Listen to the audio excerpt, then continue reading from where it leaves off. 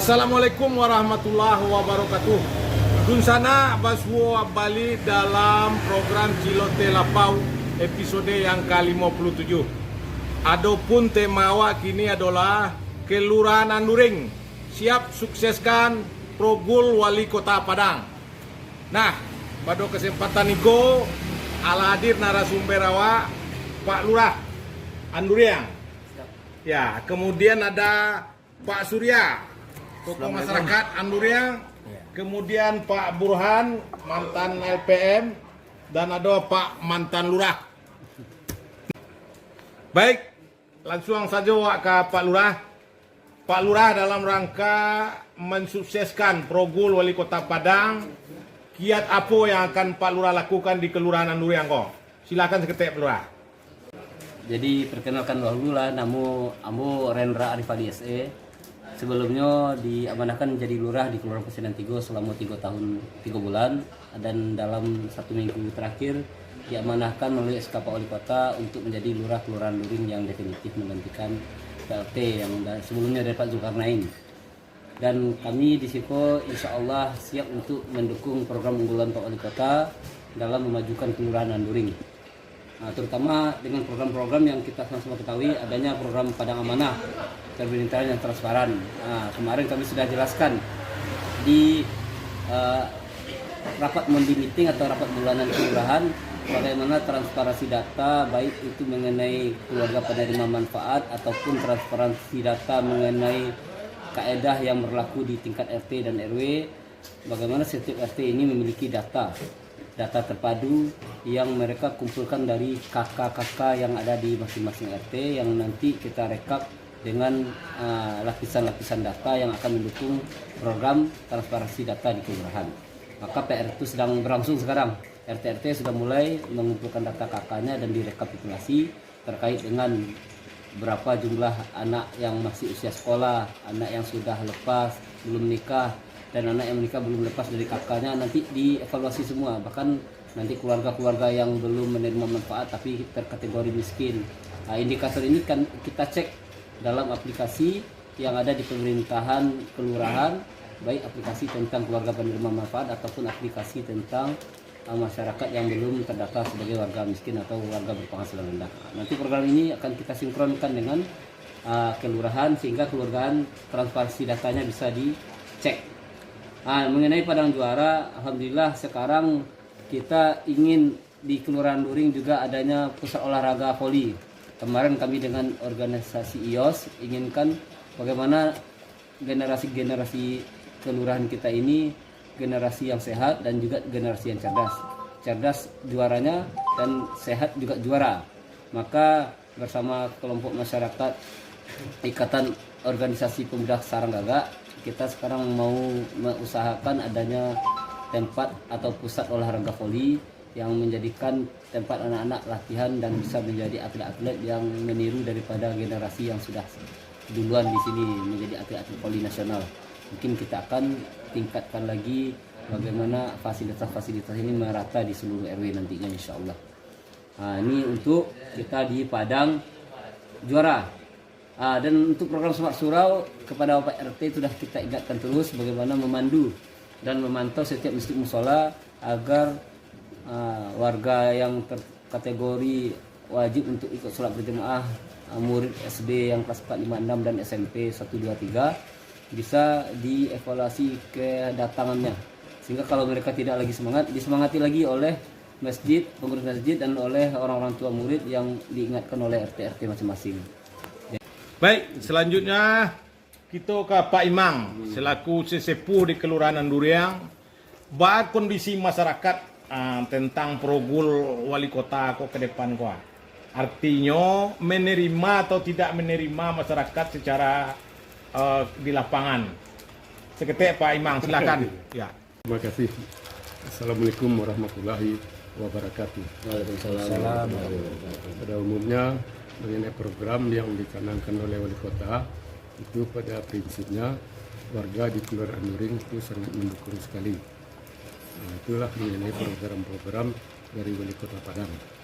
Dan kemudian mengenai kendala-kendala yang ada di kelurahan kita ini itu memang masih ada Di antaranya mengenai riol-riol yang perlu kita perbaiki supaya nanti jangan terjadi juga masalah banjir di kelurahan kita ini.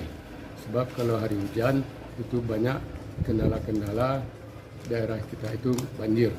Seperti sekarang ini kan di Jalan Bandes ini insya Allah sudah mulai dikerjakan dan ada beberapa titik yang belum kita kerjakan masalah riol itu, dan termasuk riol-riol di masyarakat kita di arah ke dalam itu perlu juga kita perbaiki. Apabila itu sudah diperbaiki, insya Allah itu kan bisa kita laksanakan. Dan seperti di RT 4 RW 5 itu masalah bandar atau riol itu sama sekali boleh dikatakan tidak ada sama sekali. Sedangkan itu sudah kita usulkan kepada oleh Kota Padang melalui Musrembang. Nah, itu belum ada realisasinya sampai saat sekarang. Dan bukan masalah Musrembang aja, sudah kita naikkan ke Kota Padang masalah ini, tapi belum ada realisasinya. Nah, mungkin itulah yang dapat kami sampaikan dulu. Terima kasih. Assalamualaikum warahmatullahi wabarakatuh. Baik, kini awak ke Pak Surya sebagai mantan RT di Kelurahan Anduriang, yang juga tokoh masyarakat. Kini tentang Progul go kan rancak oleh wali kota gini. Namun kini ada yang namanya anggaran, efisiensi anggaran. Aku tanggapan Pak Surya tentang aplikasi daripada Progul ko di lapangan.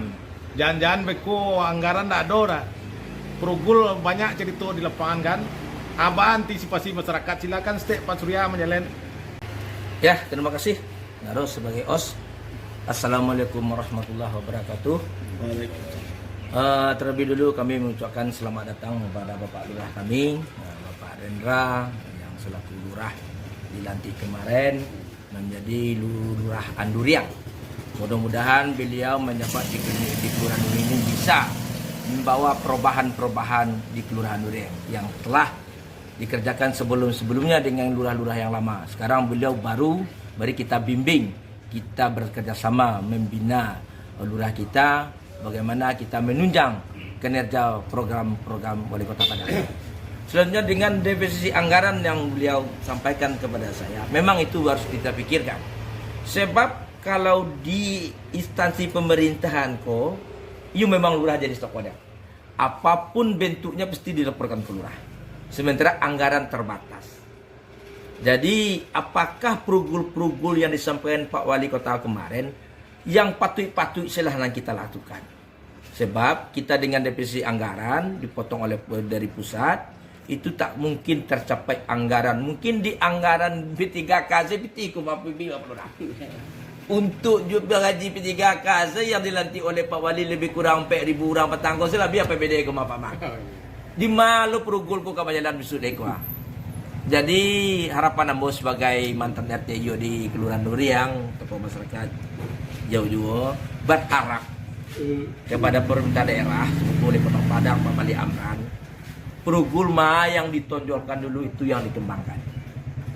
Misal patang wak tali baju gratis sudah dilaksanakan, surat surau lah dilakukan, dubalang kota lah dilakukan.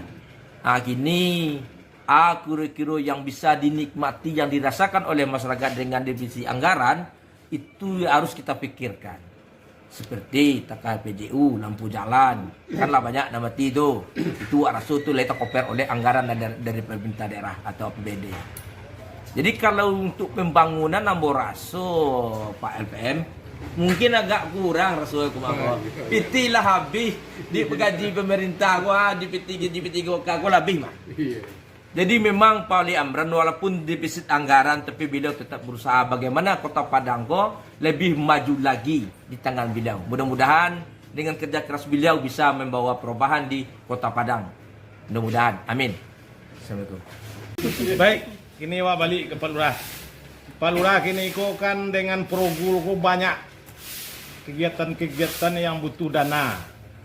Dalam hal ada Pak Lurah mensiasati daripada dana kegiatan Apakah ada potensi-potensi yang ada di Durian ko yang bisa diaktifkan untuk mensubsidi itu? Silahkan Ketua Pelurah. Baik, ini pertanyaan klasik. Setiap kegiatan pasti ada penganggaran. Maka kami dari Kelurahan Pasiran Tigo dahulunya mencontohkan bagaimana mengaplikasikan kegiatan yang tanpa menggunakan anggaran pemerintah.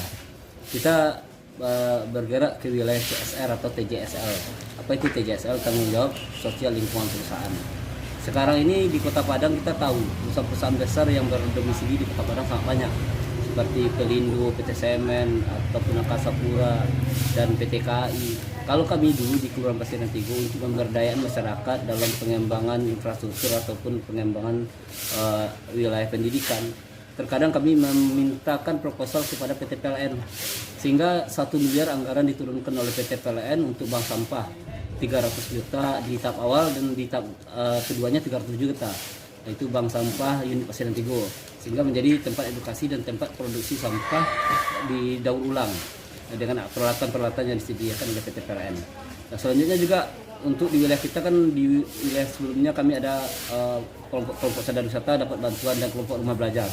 Maka di sini kita potensi-potensi yang kita lihat di untuk Anduring mungkin pariwisata tidak terlalu nampak, tapi kita bisa menengok di sini ini tempat pusat pendidikan, maka bisa kita jadikan salah satunya mendirikan kelompok-kelompok masyarakat yang bergerak di bidang pendidikan dengan lembaga belajar berbiaya murah, dengan kita siapkan yayasan, dan dengan yayasan ini nanti kita bisa mintakan kepada dana non APBD, non APBN melalui CSR, melalui proposal-proposal yang disetujui oleh wali kota, disetujui oleh camat dan lurah, kebenaran lembaga tersebut. Nah, ini untuk lembaga pendidikan yang mungkin bisa penopang bagi pendidikan anak-anak usia dini yang berada di wilayah kelurahan kita. Dan juga untuk UMKM, UMKM juga menjadi program kita.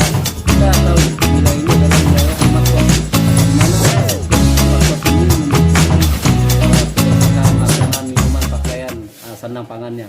Maka untuk makanan saja, kalau kita tata kelola rumah kos ini dengan baik, adanya catering, adanya UMKM kuliner, ini belum kami tengok banyaknya kelompok-kelompok UMKM yang terbentuk di sini. Baru kita tengok satu kelompok UMKM yang diisinya cukup banyak anggota, yang sampai 100-an orang. Kalau kita di kelurahan sebelum ini membuat kelompok-kelompok UMKM ini dengan parsial-parsial 15 orang, kelompok usaha bersama. Nanti dengan kelompok UMKM ini nanti kita tingkatkan badan hukum mereka dengan Kementerian Hukum dan HAM. Seterusnya mereka ini berhak atas dana pocket pemerintah dan juga berhak atas dana CSR dari perusahaan-perusahaan yang wajib mengeluarkan CSR.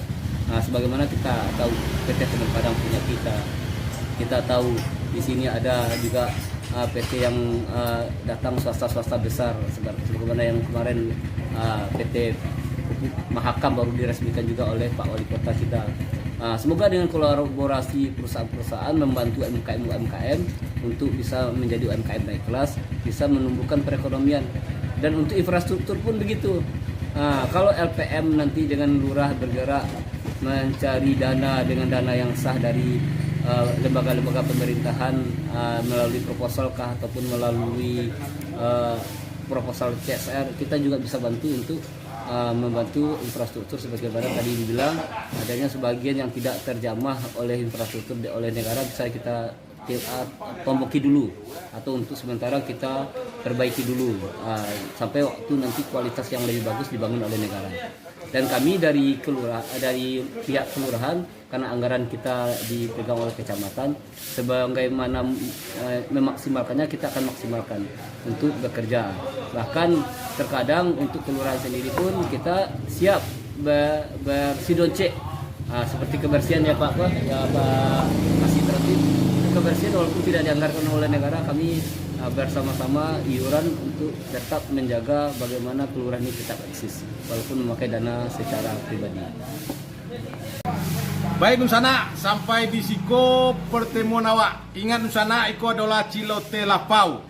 Abi di Lapau, jangan sampai dibawa pulang Nusana. Assalamualaikum warahmatullahi wabarakatuh. Waalaikumsalam.